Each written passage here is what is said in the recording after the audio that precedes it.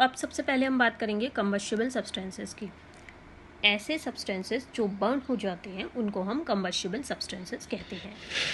जैसे ऐसे substances like paper, cloth, straw that is dry grass, LPG, CNG, kerosene oil, wood, charcoal, coal, cow dung cakes, petrol, diesel, alcohol, matchstick and magnesium ribbon, ये सारे ही combustible substances होते हैं। और जो combustible substances होते हैं उनको हम फ्यूल भी कह सकते हैं।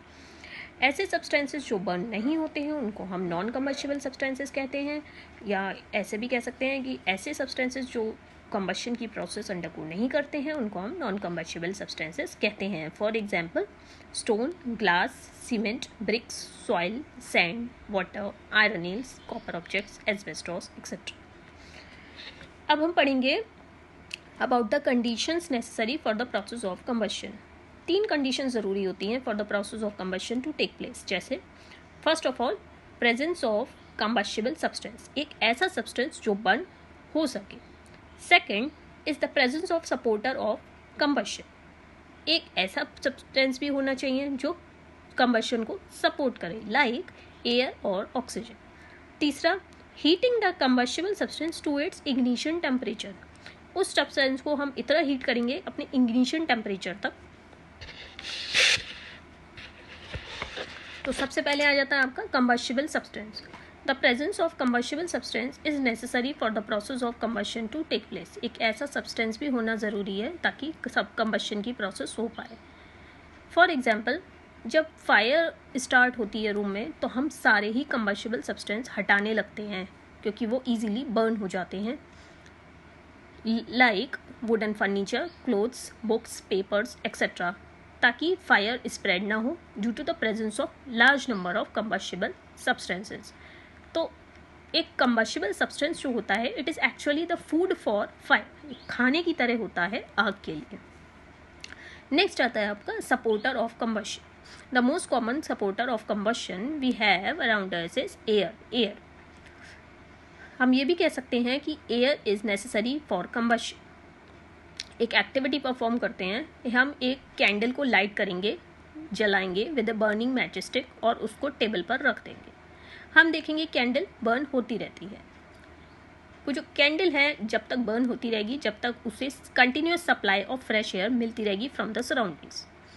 अब हमने क्या करा, उस बर्निंग कैंडल को एक उल्टे ग्लास जार उसके ऊपर ढक दिया, उल्टा ग्लास जार ढक दिया उसके ऊपर, ये ग्लास उल्टा करके ढक दिया। हम देखेंगे कैंडल स्टॉप हो जाती है, कैंडल बुझ जाती है। तो दूसरे शब्दों में हम ये कह सकते हैं कैंडल एक्सटिंग्विश हो जाती है। ऐसा इसलिए हुआ क्योंकि जो सप्लाई ऑफ फ्रेश एयर थी वो कट ऑफ हो गई बाय द ग्लास। तो जब फ्रेश एयर अवेलेबल ही नहीं है बर्निंग कैंडल के लिए तो वो बर्न होना स्टॉप कर देती है या एक्सटिंग्विश हो जाती है। इस ऑब्जर्वेशन से पता चलता है कि that is air is necessary for the combustion और बर्निंग टू टेक प्लेस। अब हम कुछ एग्जाम्पल्स अपनी एवरीडे लाइफ से देंगे जिससे पता चले कि supporter of combustion like air is necessary for combustion to take place. अगर हम कोई बर्निंग चारकोल को वेसल से कवर कर देते हैं तो वो थोड़ी देर में बर्न होना बंद हो जाता है, ये चारकोल की फायर एक्सटिंग्विश हो जाती है कुछ समय बाद। तो जब हम बर्निंग चारकोल को कवर करते हैं with a vessel, supply of supporter of combustion to the burning charcoal is cut off charcoal fire stop हो जाती है। अगर किसी इंडिविजुअल के क्लोथ्स फायर कैच कर लेते हैं तो उसको ब्लैंकेट से कवर किया जाता है ताकि फायर को एक्सटिंग्विश कर सके। ऐसा इसलिए होता है कि जो बर्निंग क्लोथ्स होते हैं उसको हम ब्लैंकेट से कवर कर देते हैं तो जो सप्लाई है बर्निंग क्लॉथ्स की वो कट ऑफ हो जाती है, एयर सप्लाई कट ऑफ हो जाती है जिससे क्लोथ्स बर्न होना बंद हो जाते हैं, फायर एक्सटिंग्विश हो जाती है। इन सभी एग्जाम्पल से हमें ये पता चलता है कि जब supply of supporter of combustion to a burning substance इसको कट ऑफ कर देते हैं तो प्रोसेस ऑफ बर्निंग और कंबशन भी बंद हो जाता है। So a supporter of combustion like air is necessary for combustion to take place. लेकिन अगर सपोर्टर ऑफ कंबशन ये like air is not present, अगर प्रेजेंट ही ना हो तो कोई भी सब्सटेंस कितना भी कंबस्टिबल हो वो बर्न होगा ही नहीं। इवन आप उसे अपने इग्निशन टेम्परेचर पर भी हीट कर दें तब भी बर्न नहीं होगा। अब हम बात करेंगे, एक नया टर्म आया इग्निशन टेम्परेचर। अब ये क्या है? जब तक एक कंबस्टिबल सब्सटेंस फायर कैच करता है या बर्न करता है, उसको एक मिनिमम टेम्परेचर तक हीट करना पड़ता है by supplying heat from outside. तो जो लोएस्ट टेम्परेचर है eight which the substance catches fire and starts burning is called its ignition temperature. एक ऐसा लोएस्ट टेम्परेचर कि एक सब्सटेंस आग पकड़ ले, बर्न होना स्टार्ट हो जाए, उसको हम इग्निशन टेम्परेचर कहते हैं। It is necessary to heat a combustible substance to its ignition temperature. कोई भी कंबस्टिबल सब्सटेंस को हमें इग्निशन टेम्परेचर तक हीट करना पड़ेगा ताकि वो प्रोसेस ऑफ कंबशन या बर्निंग अंडरगो कर पाए। जैसे ignition temperature of paper is 233 degree Celsius. इसका मतलब ये हुआ जो पीस ऑफ पेपर है उसको कम से कम हमें 233 डिग्री सेल्सियस तक हीट करना पड़ेगा ताकि फायर कैच कर पाए और बर्न होना स्टार्ट हो जाए। अ कंबस्टिबल सब्सटेंस जब तक फायर कैच जो आपका कंबस्टिबल सब्सटेंस है जब तक बर्न नहीं होगा, जब तक फायर कैच नहीं करेगा, जब तक उसका टेम्परेचर इग्निशन टेम्परेचर तक नहीं पहुंचेगा। अगर उससे कम है तो वो फायर कैच नहीं करेगा।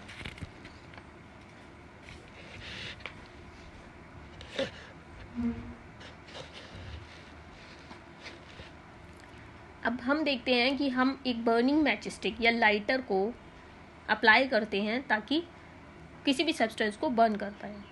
ये जो बर्निंग मैच स्टिक है वो हीट सप्लाई करती है ताकि जो सब्सटेंस है उसका टेम्परेचर इग्निशन टेम्परेचर तक पहुंच जाए और वो बर्न होना स्टार्ट हो जाए। इसको हम ऐसे क्लियर कर सकते हैं, अगर एक पीस ऑफ पेपर है तो नॉर्मली वो फायर कैच नहीं करेगा या बर्न नहीं होगा एक रूम टेम्परेचर पर, क्योंकि जो इग्निशन टेम्परेचर ऑफ पेपर है वो रूम टेम्परेचर से ज़्यादा है। तो अगर आप बर्निंग मैच स्टिक को पीस ऑफ पेपर पर अप्लाई करते हैं तो वो बर्न होना स्टार्ट हो जाता है। दिस इज बिकॉज जो हीट प्रोड्यूस होती है by the burning match stick वो पेपर को उसके इग्निशन टेम्परेचर तक हीट कर देती है और वो बर्न होना स्टार्ट हो जाता है।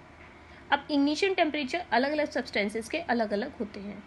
अलग अलग सब्सटेंसेस फायर कैच करते हैं और बर्न होते हैं अलग अलग टेम्परेचर्स पर। कुछ सब्सटेंसेस का इग्निशन टेम्परेचर कम होता है जबकि कुछ सब्सटेंसेस का इग्निशन टेम्परेचर ज़्यादा होता है। अब हम कुछ एग्जांपल्स ऐसे देखेंगे, ऐसे सब्सटेंसेस जिनका इग्निशन टेम्परेचर कम होता है, जैसे paper, splinters of wood, dry grass, white phosphorus, fabrics या clothes, alcohol, kerosene, petrol, LPG, CNG या बायोगैस। जितना कम इग्निशन टेम्परेचर होगा उतने ही आसानी से कोई भी सब्सटेंस फायर कैच कर ले। The substances which have very low ignition temperature can easily catch fire with a flame, और ऐसे सब्सटेंसेस को हम इन्फ्लेमेबल सब्सटेंसेस कहते हैं। ऐसे सब्सटेंसेस जिनका बहुत ही लो इग्निशन टेम्परेचर होता है, बहुत आसानी से आग पकड़ लेते हैं, ऐसे सब्सटेंसेस को हम इन्फ्लेमेबल सब्सटेंसेस कहते हैं। कुछ एग्जाम्पल्स हो जाते हैं आपके इन्फ्लेमेबल सब्सटेंसेस के, जैसे petrol, alcohol, liquefied petroleum gas, compressed natural gas, biogas, और इन सभी इन्फ्लेमेबल सब्सटेंसेस का इग्निशन टेम्परेचर काफ़ी कम होता है। ऐसे फ्यूल्स जिनका इग्निशन टेम्परेचर कम होता है वो यूज़ करने में बहुत ही डेंजरस हो सकते हैं, जैसे पेट्रोल।